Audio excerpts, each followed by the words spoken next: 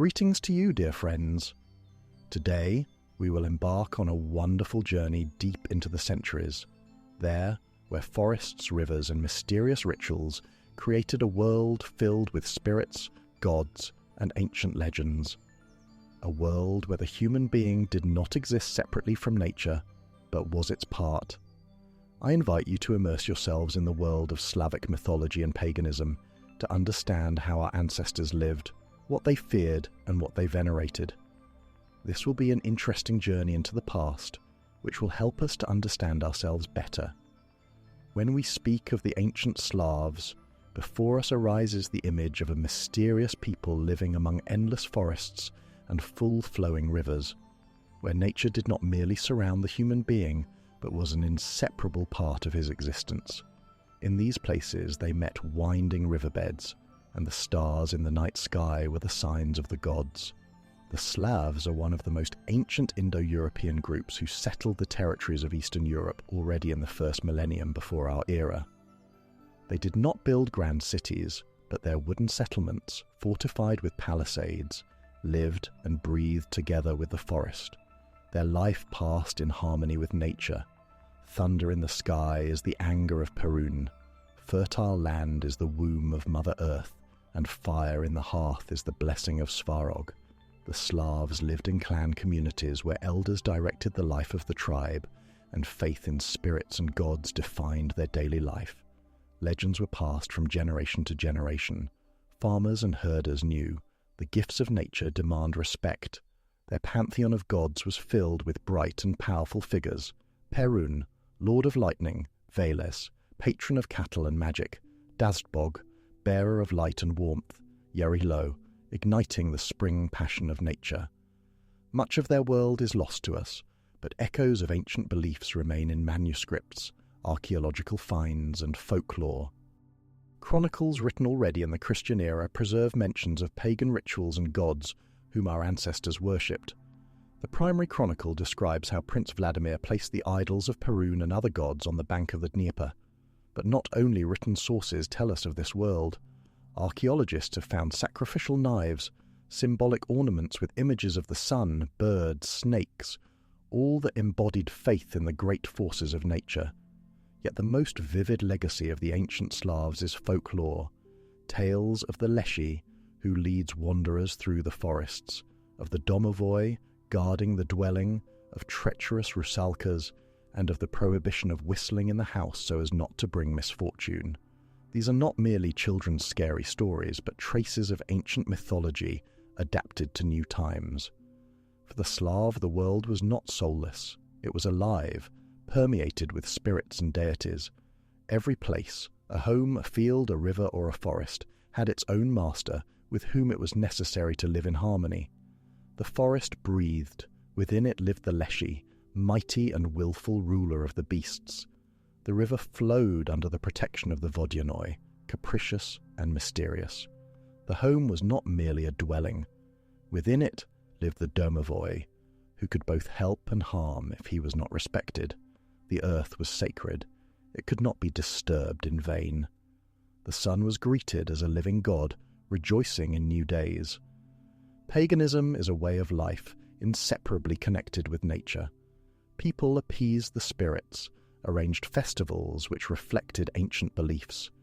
In spring, the youth danced in circles and brought offerings to Yarilo, invoking fertility. In autumn, they gave thanks to Makosh for the harvest. In winter, they welcomed Kolyada, celebrating the birth of the new sun. Magic was part of everyday life. Women whispered spells over water, men wore amulets, healers treated with herbs, turning to spirits and ancestors for help. The Slavs believed that they were not alone. They were surrounded by forces which could not be ignored. They could only be respected and wisely addressed. Imagine a great oak. Its roots go deep under the earth, its trunk stands firmly in the world of humans, and its crown is lost in the heavens. For the ancient Slavs, this was not merely a beautiful comparison, but the very essence of the universe. The cosmos was divided into 3 levels of being: Prav, Yav, and Nav. This image did not exist separately from life. It defined daily deeds, rituals, and even destiny. Everyone knew that he was part of something greater, and the world in which he lived was not at all limited to what could be seen with the eyes. Above, in shining light, stretched Prav, the realm of the gods. Here ruled Svarog, the great celestial smith whose hammer forged the order and the unbreakable law of the universe. The gods could not be seen, but their presence was felt in every day. A human could ask them for help, bring gifts, but to violate the order they had established meant to doom oneself to misfortune. There, where the branches of the world tree spread wide, lay Yav, the world in which people lived. Here rivers raged, forests rustled, fields grew green, crops ripened, homes stood where fires crackled in the hearths. This was the world of labour, joy, struggle, births and deaths, where the paths of destinies crossed. Yav was never static. A human lived among forces which he could not always understand but always felt.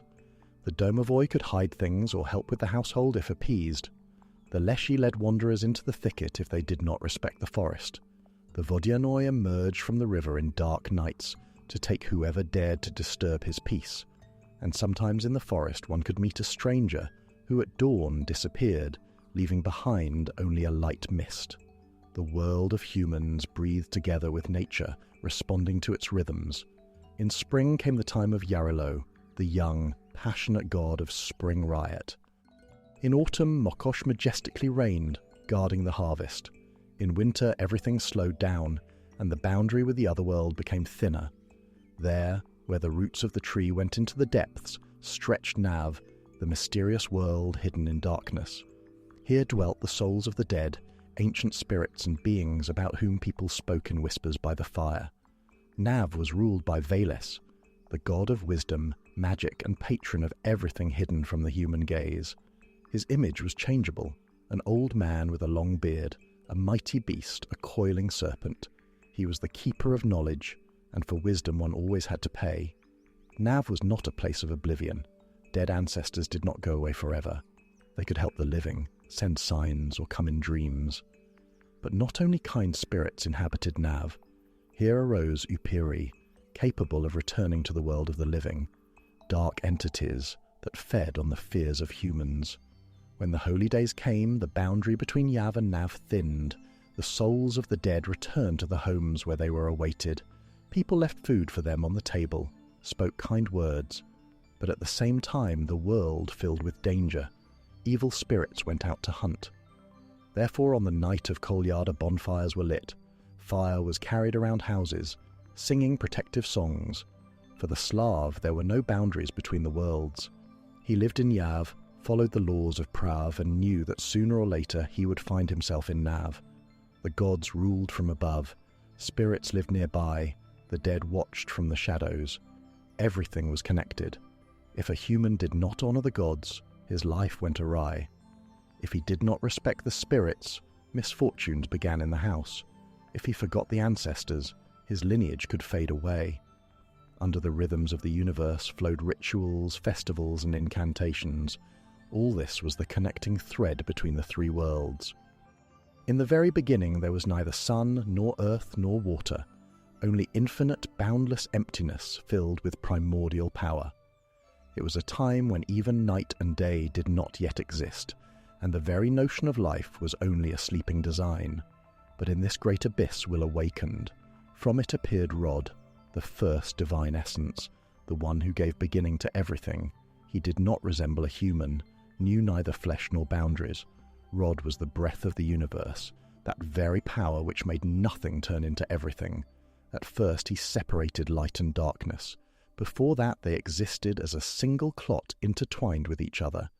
But Rod tore apart their embrace, allowing the world to gain upper and lower, day and night, life and death. Thus appeared the first boundary. Then he created the first water, the beginning of all rivers, seas and oceans. The water was alive. It flowed in emptiness, swirled, splashed, but it lacked a foundation. Then Rod awakened the first earth.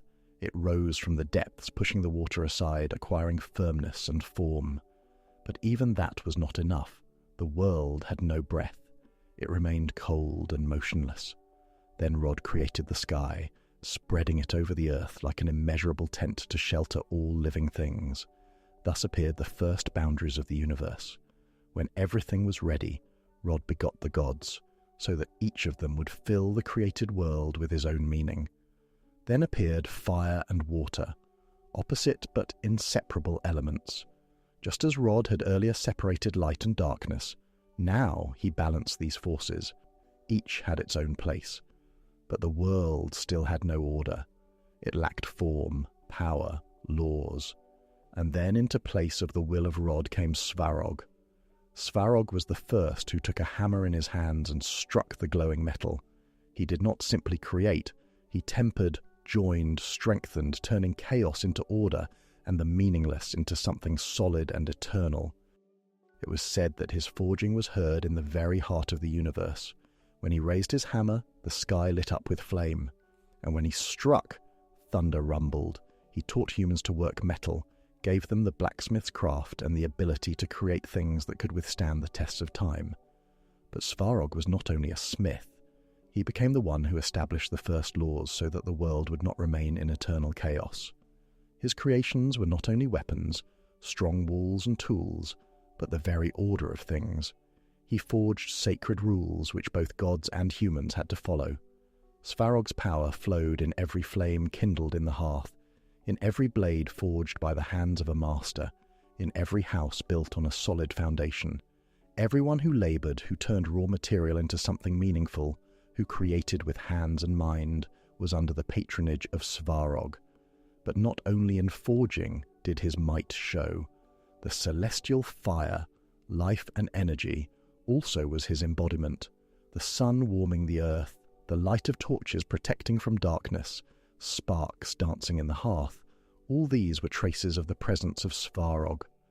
The Slavs believed that Svarog made a pact with the heavens, forcing the sun to move along the established path. He forged the heavenly wheel which began to spin, changing day and night, governing time and destiny. And therefore he was revered not only by smiths but also by warriors, farmers, rulers. He was the patron of those who labour, build and create, who live not in ruin but in harmony with the world. When the air filled with tension and the first drops of rain fell on the earth, people froze in expectation, and then the sky was torn by a blinding flash, and after it thunder roared as if the earth itself trembled. It was Perun, the formidable god of lightning, rushing across the heavens in his chariot, striking enemies and reminding the world that justice is stronger than darkness. Perun was the patron of warriors and rulers. His power, like a storm, swept into battle. His judgment was carried out without delay. He supported those who lived with honour and inspired warriors ready to rise in defence of their land. He was not feared, he was trusted. No enemy could withstand Perun's axe forged by Svarog himself. When Perun threw it, lightning with a deafening crash struck the target, and the weapon returned to his hand ready for the next blow. Before battle, the warriors turned to him for strength. They asked that their hands would not tremble, that the enemy would fall first, that their weapons would strike true, and if it was destined to fall, then to fall with dignity, under his protection. The sacred trees of Perun were mighty oaks. Under their crowns rites were performed, sacrifices were offered, oaths were given. The warriors, setting out on a campaign, swore an oath to Perun. If a person gave his word under his protection, he could no longer retreat. Otherwise the thunder would overtake him and the lightning would burn everything he had built. When enmity dragged on, when peace trembled on the brink of war under the oak of Perun, the strongest gathered to decide who was right. The decision could not be disputed. If it was given before Perun, then so it must be. Perun demanded not words but deeds. His favour could not be bought, it could only be earned. Sacrifices were made to him at moments when power was needed, before battle, during a great storm, as a sign of repentance for a broken oath. The most valued were blood sacrifices. In ancient times, when Rus was still ruled by paganism, bulls, strong, mighty animals, symbols of warriors, could be sacrificed to him.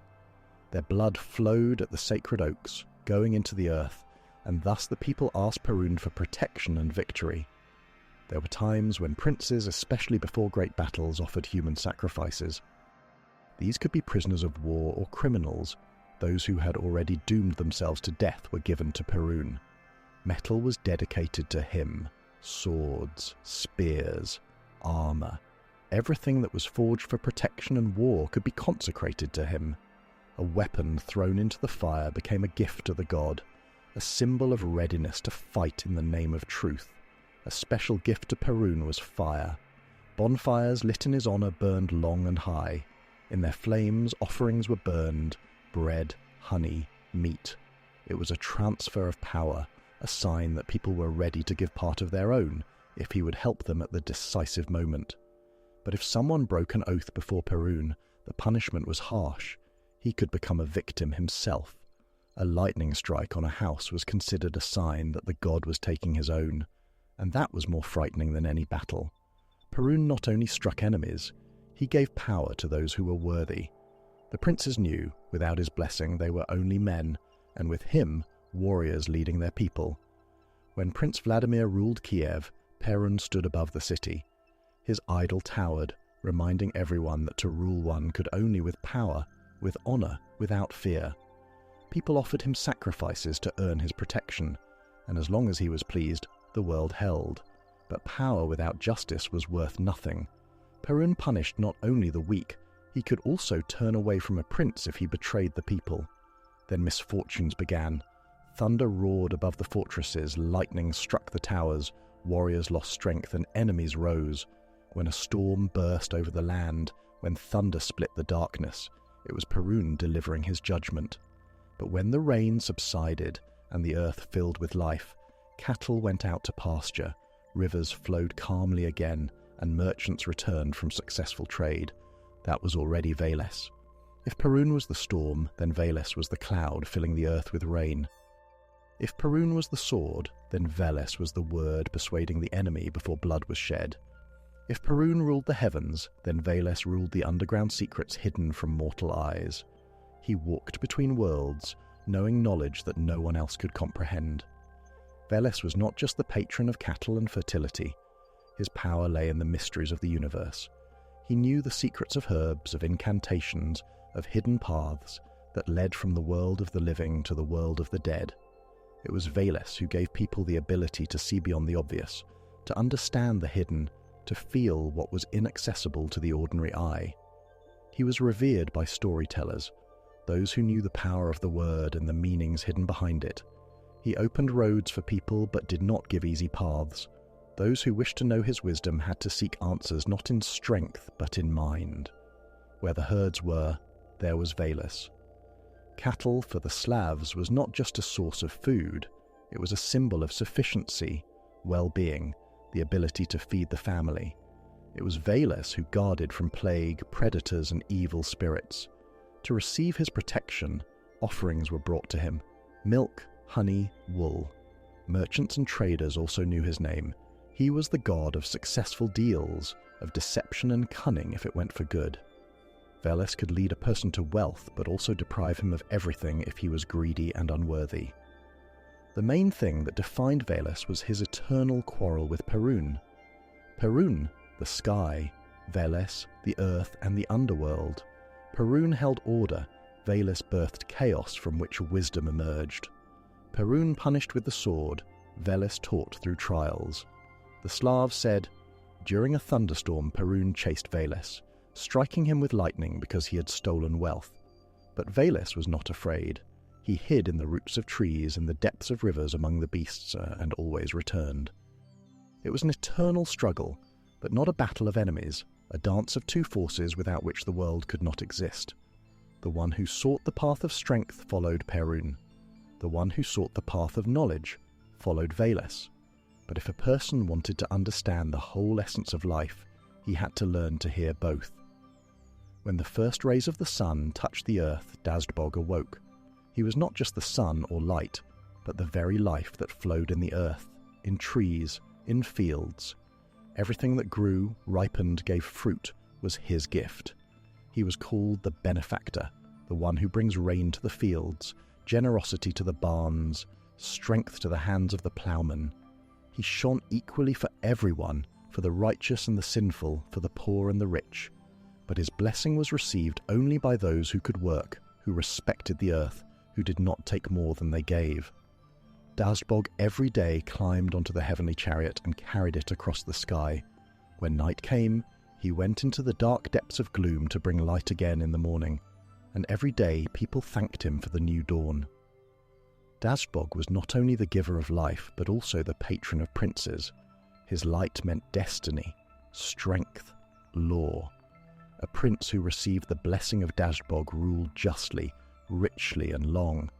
His sign was the solar circle, a symbol of victory over darkness, a symbol of the eternal movement of life. They said that the descendants of princes were the children of Dazbog, born under his light. Those who lived under his patronage knew no want, for the sun gave them everything. But the sun was not always gentle. When people forgot who gave them warmth, when they began to be greedy and take from the earth more than they could return, Dazbog became merciless, reminding that power demands respect. If Dazbog was the calm, majestic light giving warmth, then Yarilo was the spring sun, hot, passionate, unstoppable. He came when the earth was still asleep, when winter bound the rivers and woke it, melting the ice, causing growth and blooming. Yarilo, the young god of spring. His arrival was celebrated noisily, welcomed with round dances, with dancing, with fire. He brought not only fertility to the fields, but also passion to people. In spring, not only the earth blossomed, but also hearts. He was restless, wild, unrestrained. No one could stop the spring flood, just as no one could restrain Yarilo. His energy flowed in the sap of trees, in the blood of people, in the hot breath of the earth which he awakened after winter sleep. Yarilo was honoured in spring when the fields began to be sown. Festivals were held for him with songs, jumps over bonfires, running over morning dew. His symbol was a wreath of wildflowers, a white horse and a burning torch. One of the brightest festivals was Yarilo's Day, celebrated at the end of spring, in the period when the sun gained strength. Processions were held in honour of Yarilo, round dances were led, girls wove wreaths, youths galloped on horses embodying the furious energy of spring. The holiday was accompanied by noisy revelry, laughter, songs. People bid farewell to spring to meet the hot summer. With Yarilo were also linked omens. If on his day there was clear sunny weather, the year promised to be fruitful.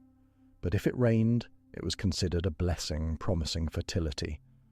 Girls who ran barefoot through the dew at dawn believed that this would bring them beauty and health. But he also had a dark side. He came into the world young, full of strength, but did not stay for long.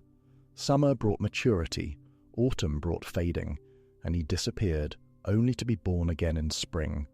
When clouds gathered over the fields, preparing to pour long-awaited rain, when the thread lay in the hands of the weaver and lullabies sounded in the house, there was Mokosh.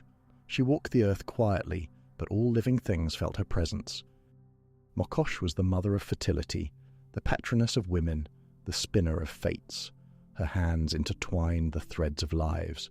She was not cruel, but she was just. Whoever worked and honoured the earth, to that one she gave strength. Whoever destroyed, humiliated, ruined, was left without her blessing. Mokosh was loved by all who knew the price of labour. She was the mistress of fields, rivers and meadows, the one who gave harvest and protected from crop failure. In autumn, when the grain was reaped, the first sheaves were offered to her in gratitude for the generosity of the earth. In spring, before sowing, women prayed to her for fertility, so that the rye would stand thick, so that the buckwheat would bloom, so that the rain would come on time. Her symbol was water, living, giving life and carrying fate. To wash in spring water on the day dedicated to Mokosh meant to cleanse oneself, to come closer to her protection. It was believed that in every source lived her power.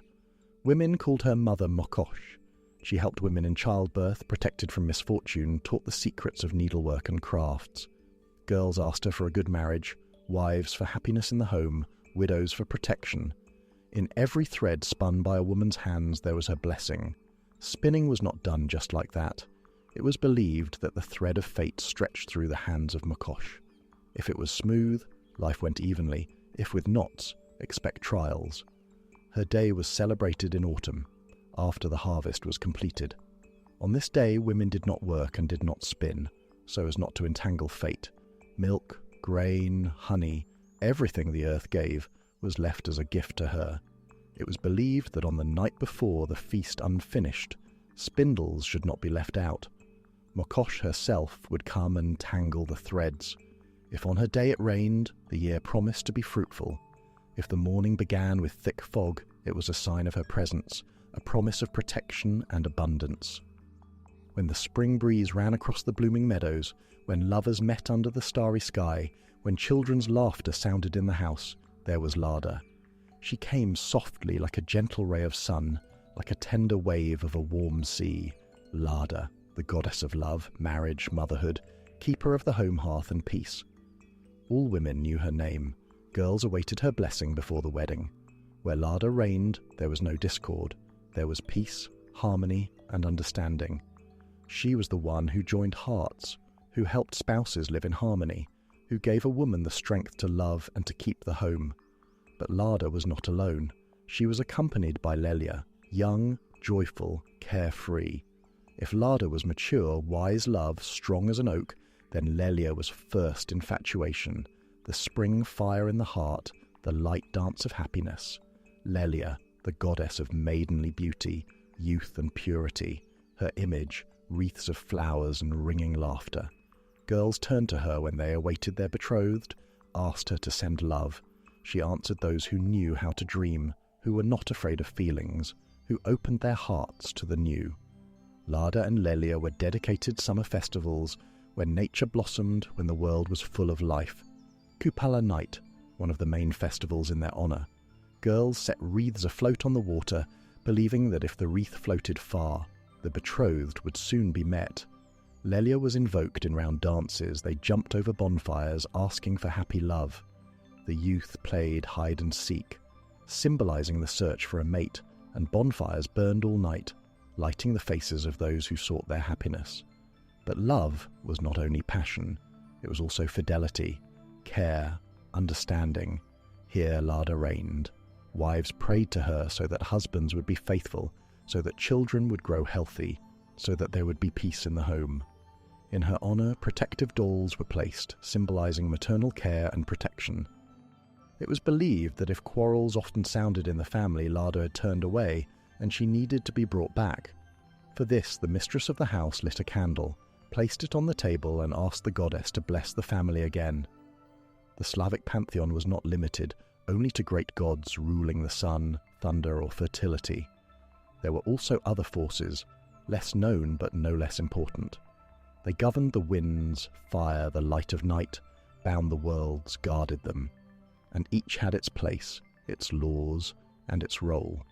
Without them the world would not have been as the ancestors knew it. When the wind swept across the fields, when a hurricane raged, everyone felt its power. They said that Stribog lived at the edge of the earth, where the world touched the boundless expanses from which streams of air were born. He could be gentle, light, bringing coolness on a hot day, but could turn into a furious storm, trampling fields and overturning enemy ships to the shores. Farmers prayed that he would not scatter the crops. Stribog was not merciful. He came when he wished and left when he decided himself. He could not be appeased. A flame capable of incinerating an entire settlement was subject to Simargl. He was imagined as a fiery-winged dog, a creature able to carry light and warmth, but in anger turning everything into flame. He guarded the borders between worlds, stood at the threshold of the manifest and the hidden, was the one who did not allow dark forces to penetrate where they did not belong. It was believed that Simargl was the defender of the hearth, keeper of the fire that could not be extinguished without respect. His flame was pure and sacred.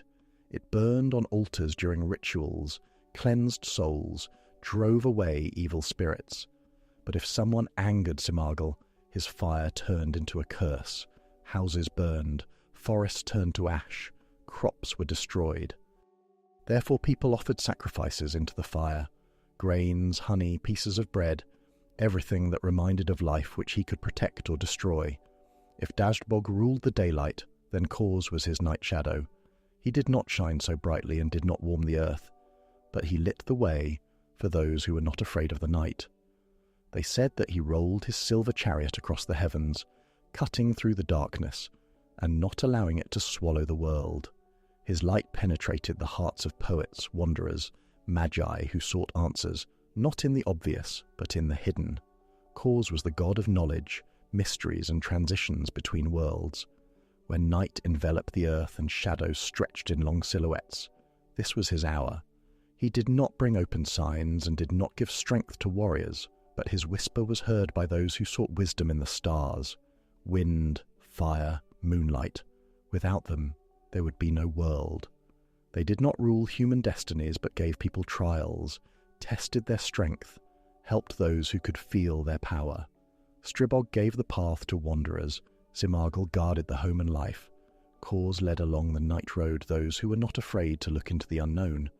In everyday life, their power was felt every day.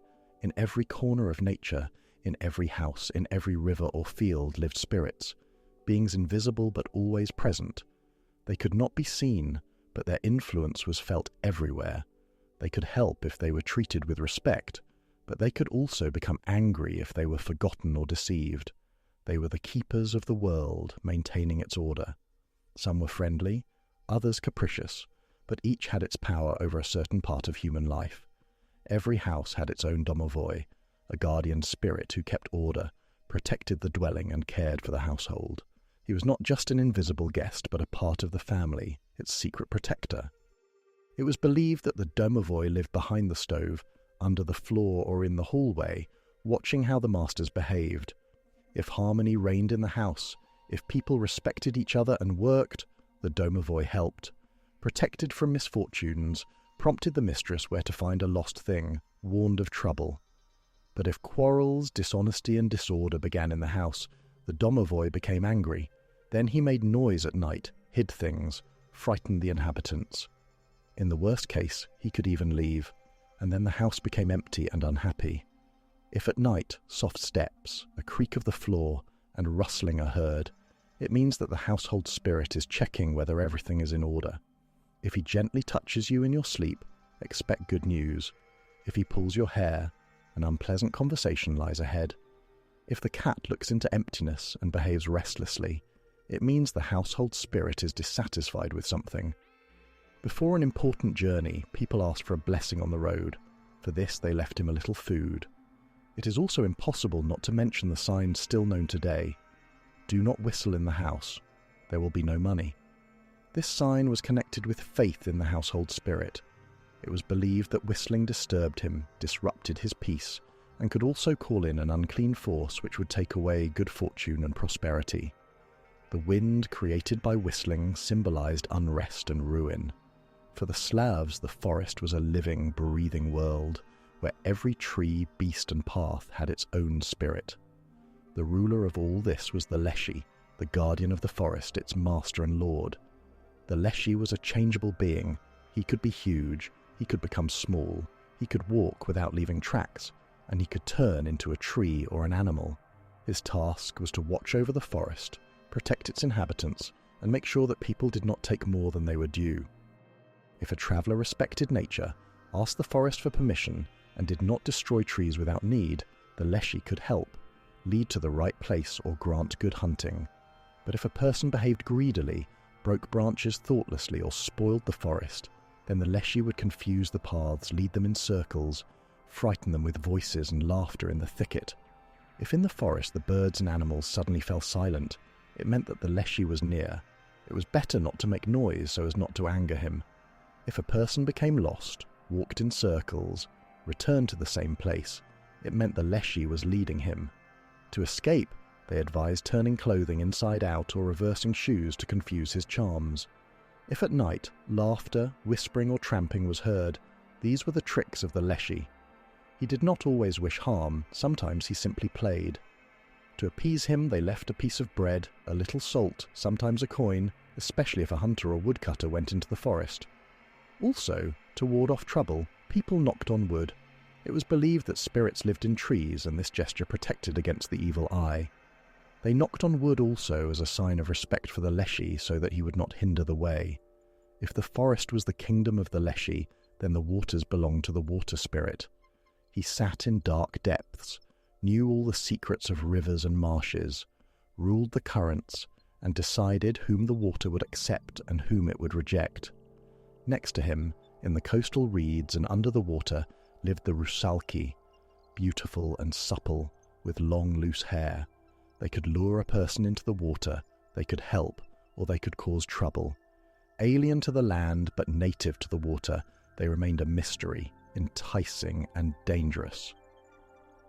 The Slavs believed that every river, lake or swamp had its own master, the water spirit. He was neither good nor evil, he was a sovereign.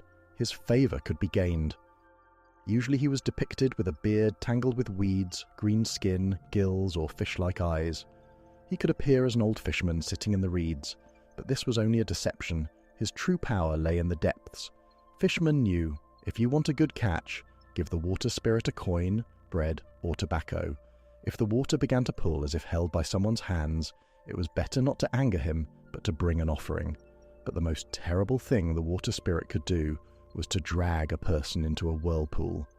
They said he liked to come out of the water at night and look for a new soul. He drowned careless travellers and took them to his underwater kingdom. He especially hunted those with uncovered heads. If a person went to the river without a head covering, he might be dragged under. If the water suddenly became dark, rippled without wind, the water spirit was close. If the fish did not bite and nets tore, the master of the river was angry and needed to be appeased. Bathing at full moon was dangerous. The water spirit might pull you into the depths. If splashes were heard in still water at night, this was not just fish, but the mischief of water spirits. Unlike the water spirit, Rusalki were not ancient rulers of the water. These were souls that could not find rest, either brides who never reached the wedding crown, or girls who drowned by misfortune or by fate. They lived in rivers, lakes, ponds, but most of all loved quiet backwaters, reeds and dark whirlpools. Their voices sounded at night. They sang songs, laughed, called travellers. The one who answered their call could be enchanted and pulled into the water. Rusalki liked to play with men, but rarely let them go back. At the same time, they could be kind. If a girl had died without guilt but remained a Rusalka, she could protect her family and watch over those she had loved in life. They said that sometimes they came ashore at night, combed their long hair, sighed, and remembered the life that had passed. Rivers and lakes for the Slavs breathed, lived, and had their own character. If a person knew how to get along with the spirits of the water, he could find protection, luck, and peace. But if he forgot that he was only a guest in their world, he might be dragged away. Even now, standing on the riverbank in a misty morning, you can catch the whisper of the waves. Perhaps it is only the wind, or perhaps the water spirit is calling to those who came to the water but did not return.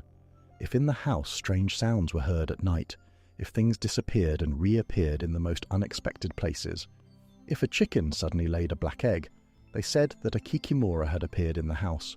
The kikimora is an unwelcome guest, a dark shadow among household spirits. She could be a spirit of unrest. She came into a house where there was chaos, poverty and quarrels. She hid in dark corners, ran across the floor at night, whispered something into the ears of sleepers. If muffled voices, creaking steps as if someone invisible was walking, were heard in the house, this was her sign. She did not destroy the house but could spoil spinning, tangle threads and ruin work. But if treated properly, she could be driven out.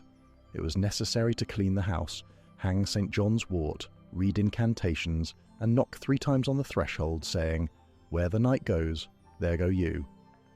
If the kikimora stayed, it meant something held her in the house, and the owners should think about what secret they themselves were hiding. The bathhouse for the Slavs was a special place. It was both sacred and dangerous at the same time. In it, they cleansed both body and soul. But it was precisely there that a person became vulnerable. He took off his clothes and remained with himself. And over all this ruled the Bannock. He was not a gentle spirit. The Bannock could frighten, scald, and drive away anyone who behaved disrespectfully. If people steamed for too long or too noisily, he could throw stones from the stove, splash boiling water, and make the walls creak with evil laughter. It was said that if the bathhouse spirit touched a person with a cold, slimy hand, it was a sign of trouble. If the steam suddenly became as thick as milk, it meant he was displeased. That is why in the bathhouse people always left him a treat, a piece of bread, salt, sometimes ashes, so that he would not be angry. Yet the bathhouse spirit could also predict the future. Young women would divine their fate by standing bare before the stove and asking, "What should I expect?" If the spirit touched them with a warm palm, expect happiness. If with a cold one, prepare for misfortune. But it was especially dangerous to go to the bathhouse during the Yuletide, the special period of winter holidays, when the boundaries between worlds became thinner. From Christmas to Epiphany, unclean forces came out. It was said that during these days the bathhouse spirit became especially evil. If someone dared to steam at night, he could see in the vapour not just shadows but his own fate or even death.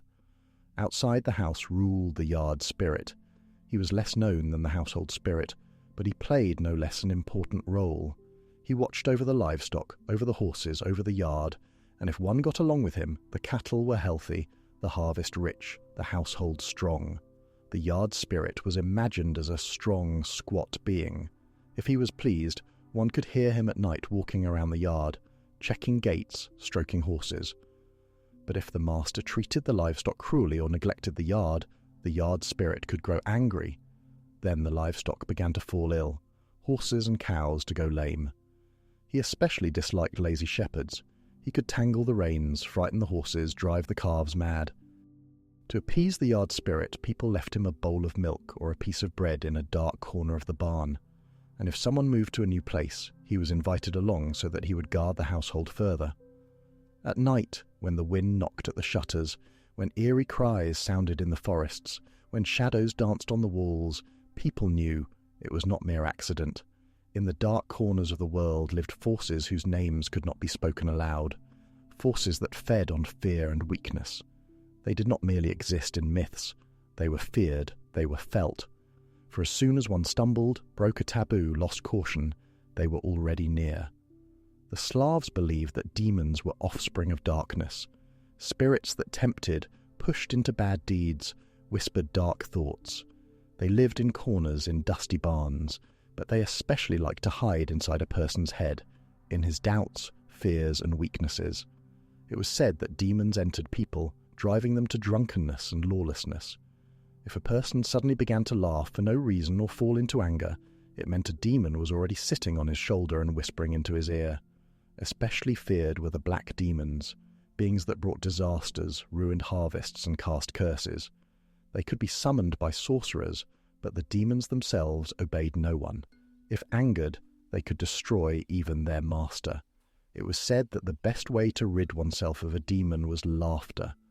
If a person did not yield to fear, if he laughed in the face of the unclean force, the demons lost their power over him. But the main thing was not to listen to their whisper, not to let them into the mind. If the demons were beings of chaos, then the Upyri were those who had already been human but had not left this world. The Slavs believed that not every death was an end. One who was cursed, who died with a grave sin, who took his own life or did not receive the proper funeral rite, might not go to the world of the dead. Such souls remained between worlds, but not as spirits, as Upyri. They did not lie quietly in graves. It was said that Upyri rose from the earth at night, wandering in search of blood. They did not resemble Western vampires. In Slavic belief, an Upyr could by day look like an ordinary person, and by night turn into a being with burning eyes, pale skin, and long claws. They were especially feared during the Yuletide, when the world of the dead was closer to the world of the living. They could be met at crossroads, at cemetery gates in remote places. To keep an Upyr from returning, he was buried face down, an aspen stake driven into his chest, sometimes even the head cut off. If an Upyr was already roaming, he had to be found and burned, otherwise he would not leave the living in peace. But the most terrible was meeting a loved one who had already died.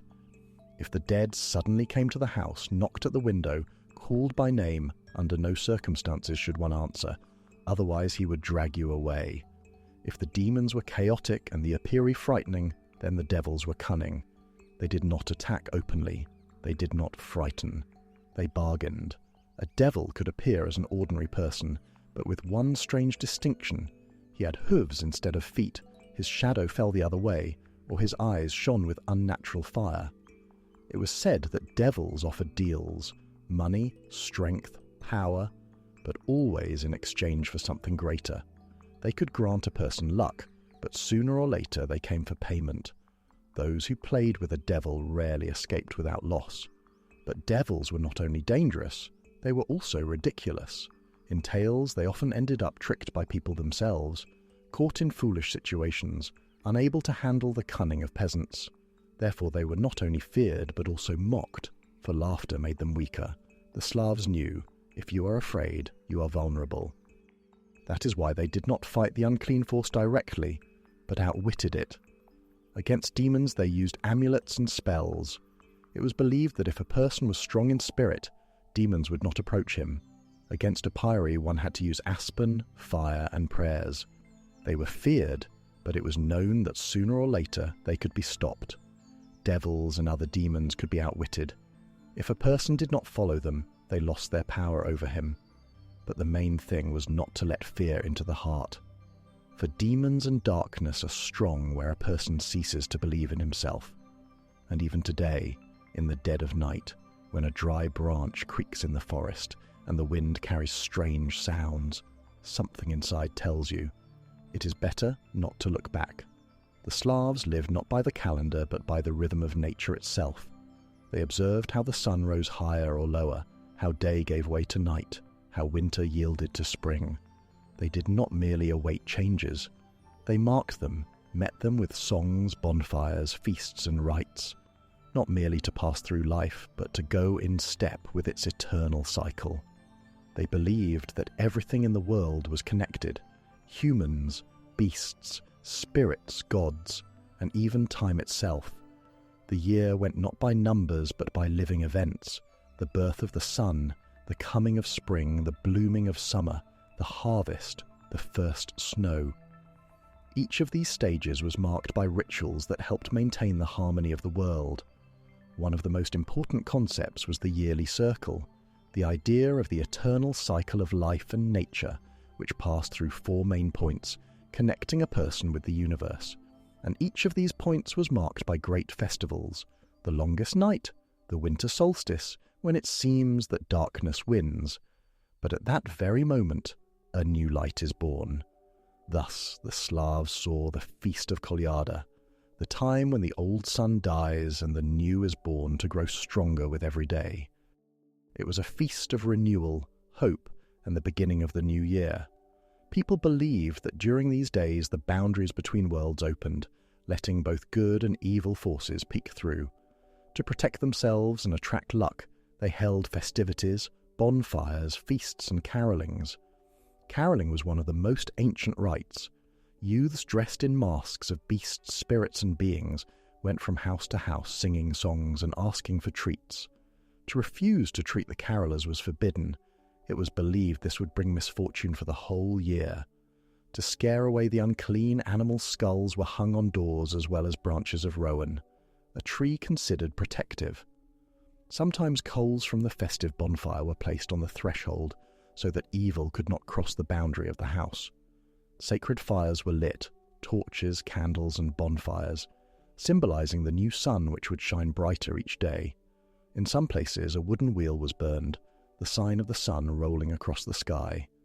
On this night, people divined, foretold the future, made wishes. Girls placed a comb under the pillow to see their future groom, and mistresses peered into the fire, trying to guess what the next year would be like. Kolyada is not just a holiday, but a moment when the whole world renews itself, when even the darkest forces cannot hold back the sun that is about to rise. But winter does not surrender so easily. Before leaving, it shows its power once again with frosts, winds and snows. Yet people knew spring was already near. It only remained to awaken it, to call it, and to give it away. Maslenitsa is a noisy, bright and joyful celebration, full of food and farewell to the cold. It is a transitional rite between 2 worlds, the world of cold and darkness and the world of warmth and sun. The main symbol of Maslenitsa is the pancakes. They are round, golden, hot like the sun itself. It was believed that to eat as many pancakes as possible meant to absorb the power of the sun, to gain energy for the whole year. In the streets, people held festivities, fistfights, horse rides, and jumps over bonfires. It was a holiday of noisy, living merriment meant to awaken nature. People said goodbye to winter, burned the effigy of Maslenitsa, a huge figure symbolizing the cold. But Maslenitsa is also a time of purification. On the last day of the holiday, people asked each other for forgiveness in order to enter the new year without grudges and the heaviness of the past. It was said, if one does not forgive an enemy, the grievances will last the whole year, hindering life. After Maslenitsa began a new stage of the year, the time of spring, awakening and cleansing. Winter went away but remained in memory as a force that was respected but not feared. Summer among the Slavs was a time of strength. Nature entered its full bloom. The sun rose higher than at any other time of the year, the earth filled with warmth and the rivers cooled. In the shortest night of the year, the world revealed its secrets. Thus was born the Feast of Kupala, the night of fire, water, love, and ancient magic. Its origin is linked to the myth of Kupala and Kostroma, brother and sister joined by a lunar destiny. It is said that upon learning the truth, Kostroma threw herself into the river and became a mermaid, and Kupala followed her. Thus their names remained in the people's memory, and in their honour appeared a holiday symbolising the union of water and fire, love and tragedy, life and death. This night was considered sacred. People believed that on the night of Kupala, one could learn one's destiny, cleanse oneself of misfortunes, attract happiness, and even see what is usually hidden from the eyes. They built bonfires and jumped over them, believing that the flame burned away sickness and bad luck. If a young man and a young woman jumped over the bonfire holding hands, and their fingers did not unclasp, it was believed they would be together forever. Water on this night also gained power. People washed in it to preserve beauty and health. Girls set wreaths with candles afloat on the river, watching the current. If the wreath floated far and steadily, it foretold a happy fate. If it spun, trials, and if it sank, an ominous sign. The most mysterious ritual was the search for the fern flower. According to legend, once a year, in the shortest night, the fern blooms with a fiery blossom. The one who finds it will gain great knowledge, be able to understand the language of animals, and even see the future. But it was said that unclean forces guard the flower, and only one chosen is destined to find it and return. Kupala was not just a holiday, but a time when nature revealed its secrets, and a person felt himself a part of the great world filled with magic, love, and the power of the elements. For the Slavs, death did not mean an end. A person could leave the visible world, but he remained a part of the family, the clan, and the world. Therefore there existed the Day of the Ancestors, a holiday when the living remembered, thanked and honoured those who had gone. This day was a time of connection with forebears. People believed that the souls of the dead could come into the house, watch how their descendants lived, bless them, or warn of trouble. On this day they held a memorial meal, cooked porridge, pancakes and kissel, placed a plate for the departed, and left pieces of food on the window, at the threshold, in the garden, so that the ancestors could come and share the meal. But it was not only a day of memory, it was a day of connection. People believed that one could hear the voice of ancestors, ask them about fate, about the future, about the protection of the clan. To avoid offending the departed one could not make loud noise, swear, or speak badly. The ancestors could take offence. To speak ill of the dead was also considered dangerous. It attracted misfortune. The remains of food were not thrown away. They were left overnight and then given back to the earth. Fire, a candle, a bonfire were the main symbols of this day. They lit the way for those who came from the other world to look at their descendants. In some places, ashes or flour were scattered at the threshold, and in the morning they looked for footprints. If there were, it meant someone from the family had truly come. For the Slavs, the ancestors were protectors, guardians, and part of the family. They were not feared, they were revered. For if one forgets one's ancestors, one can lose the connection with one's clan and one's place in the world. Fate for a Slav was not an accident. It was a thread that could be seen, felt, sometimes even changed. Divinations were part of life. With their help, they sought answers, signs, and warnings. They looked at shadows in the fire, sought signs in the flight of birds, listened to how the echo answered in the forest. Incantations were spoken in whispers to the wind, to water, to bread, to attract luck, protect from trouble, to heal. The Slavs knew, fate is not simply predestined, but a living force that can be respected, directed, and even changed. The world for the ancient Slavs was animated, filled with spirits and hidden powers that needed to be respected and appeased. The Slavs travelled a long road, from small tribes living in forests and on riverbanks to powerful unions stretching from the Baltic to the Black Sea. Their faith developed with them, adapting to new conditions and challenges of the time. Slavic religion combined two levels: great gods known to many peoples and local spirits worshipped in particular places. The gods of the main pantheon, such as Perun, Veles, or Dazbog, were found among different Slavic tribes. However, in some lands they worshipped more the formidable god of war, in others the solar deity, and elsewhere especially revered the goddess of fate and fertility. Alongside the great gods existed spirits of forests, rivers, houses. In each locality there could be its own patrons known only to the inhabitants of a specific village. They did not enter the pantheon of the great gods, but remained an important part of life. Thus Slavic paganism included both shared ideas and many local traditions, which made it flexible and alive. The Slavs did not live in isolation. They constantly contacted neighbouring peoples, adopting from them religious notions as well. Among the first who influenced the Slavs were the nomadic tribes of the Scythians living in the steppes of the Black Sea region. Their gods and images could be reflected in the Slavic pantheon. It is possible that from them the Slavs borrowed the image of Perun, the thunderer, patron of warriors. Germanic tribes also could have influenced Slavic religion. Some researchers see parallels between Perun and the Scandinavian Thor, as well as between Veles and Odin. This did not always mean direct borrowing, but showed common Indo-European roots and cultural ties. The Greeks, with whom the Slavs neighboured in the south, also could have influenced their beliefs. The cult of Dazbog, the god of light and fertility, has features similar to the image of the ancient Greek Helios. But the Slavs did not simply copy foreign beliefs. They wove them into their own worldview, linking them with nature and their rituals. The adoption of Christianity became one of the most significant milestones in the history of Rus, but it did not destroy paganism at once. Slavic faith, formed over many centuries, was too deeply woven into the life of the people. It could not simply be abolished. Therefore, for a long time, paganism and Christianity coexisted side by side. The path to the baptism of Rus was not easy, and was connected mainly with political and economic reasons. Before accepting the new faith, Rus remained a pagan state where many gods were worshipped. But by the end of the 10th century, Rus was already actively contacting the Christian world: Byzantium, Poland, Bulgaria. For powerful neighbours, a common religion became a unifying factor, and Rus, remaining pagan, looked in the eyes of Europe like a barbarian power. Prince Vladimir, ruling in Kiev, understood.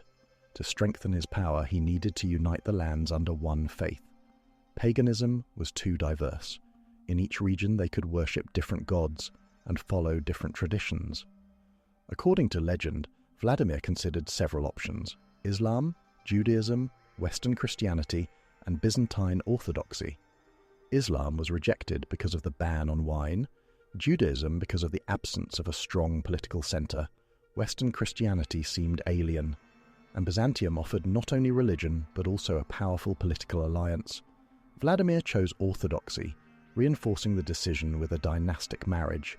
He married the Byzantine princess Anna. This greatly raised the status of Rus and opened the way to cultural and economic interaction. After that began the baptism of Rus. In Kiev, people were baptized en masse in the Dnieper.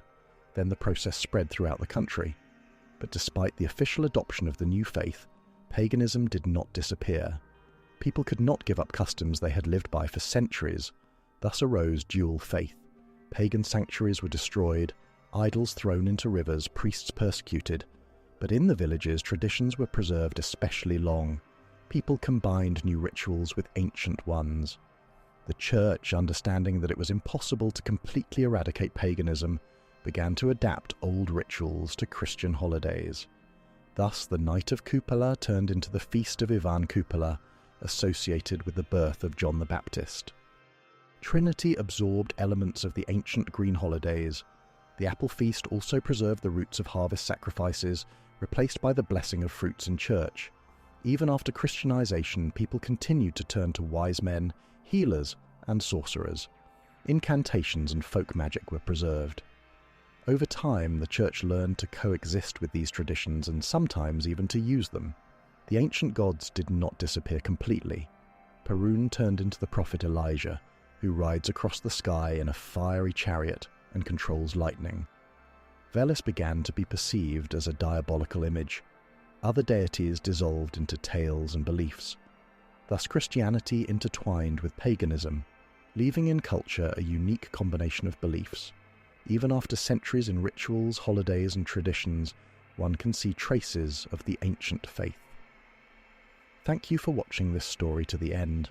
I hope it helped you better understand how Christianity and paganism intertwined, leaving in our culture the traces of the ancient faith. Ask your questions in the comments and see you in new stories.